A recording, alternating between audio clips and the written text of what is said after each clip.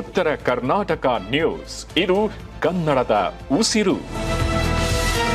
ಮಾಜಿ ಪ್ರಧಾನಮಂತ್ರಿ ಎಚ್.ಡಿ. ದೇವೇಗೌಡರ ಪತ್ನಿ ಚೆನ್ನಮ್ಮ ವಿಧಿವಶರಾಗಿದ್ದು, ಅವರ ಅಂತಿಮ ಸಂಸ್ಕಾರವು ಇಂದು ಮಧ್ಯಾಹ್ನ ಹಾಸನ ಜಿಲ್ಲೆಯ ಮಾವಿನಕೆರೆ ಬೆಟ್ಟದ ತಪ್ಪಲಿನಲ್ಲಿ ಸಕಲ ಸರ್ಕಾರಿ ಗೌರವಗಳೊಂದಿಗೆ ನಡೆಯಲಿದೆ. ಅಂತ್ಯಕ್ರಿಯೆಗೆ ಸಿದ್ಧತೆಗಳು ಈಗಾಗಲೇ ಪೂರ್ಣಗೊಂಡಿದ್ದು, ಮಾವಿನಕೆರೆಯಲ್ಲಿ ಸುಮಾರು 4,000 ಆಸನಗಳ ವ್ಯವಸ್ಥೆ ಮಾಡಲಾಗಿದೆ.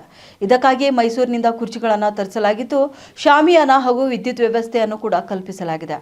ಅಂತಿಮ ಸಂಸ್ಕಾರವು ಒಕ್ಕಲಿಗ ಸಂಪ್ರದಾಯದಂತೆ ನಡೆಯಲಿದ್ದು, ವಿವಿಧ ಭಾಗಗಳ ಜನಪ್ರತಿನಿಧಿಗಳು ಭಾಗಿಯಾಗುವ ಸಾಧ್ಯತೆ ಕೂಡ ಇದೀಗ ಹೆಚ್ಚಾಗಿದೆ. ಇನ್ನು ಬೆಳಗ್ಗೆ 9:30 ಹೊಳೆನರಸೀಪುರದ ರೇವಣ್ಣ ನಿವಾಸದಲ್ಲಿ ಸಾರ್ವಜನಿಕರಿಗೆ ಅಂತಿಮ ದರ್ಶನಕ್ಕೆ ವ್ಯವಸ್ಥೆ ಕಲ್ಪಿಸಲಾಗಿದೆ.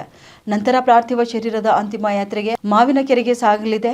ಮಾರ್ಗ ಮಧ್ಯೆಯೂ ಕೂಡ ಸಾರ್ವಜನಿಕರ ದರ್ಶನಕ್ಕೆ ಅವಕಾಶ ಕಲ್ಪಿಸಲಾಗಿದ್ದು, ಮಧ್ಯಾಹ್ನ 12 ಗಂಟೆಗೆ ಪಾರ್ಥಿವ ಶರೀರ ಮಾವಿನಕೆರೆಗೆ ತಲುಪಲಿದೆ. ಮಧ್ಯಾಹ್ನ 12 ಗಂಟೆಯಿಂದ 3 ಗಂಟೆಯವರೆಗೆ ರಾಜಕೀಯ ಗಣ್ಯರು ಹಾಗೂ ಕುಟುಂಬದ ಅತ್ಯಾಪ್ತರು ಅಂತಿಮ ದರ್ಶನ ಪಡೆಯಲಿದ್ದಾರೆ. ಮಧ್ಯಾಹ್ನ 3 ಗಂಟೆಯ ನಂತರ ಸಕಲ ಸರ್ಕಾರಿ ಗೌರವಗಳೊಂದಿಗೆ ಅಂತ್ಯಕ್ರಿಯೆ ನಡೆಯಲಿದೆ.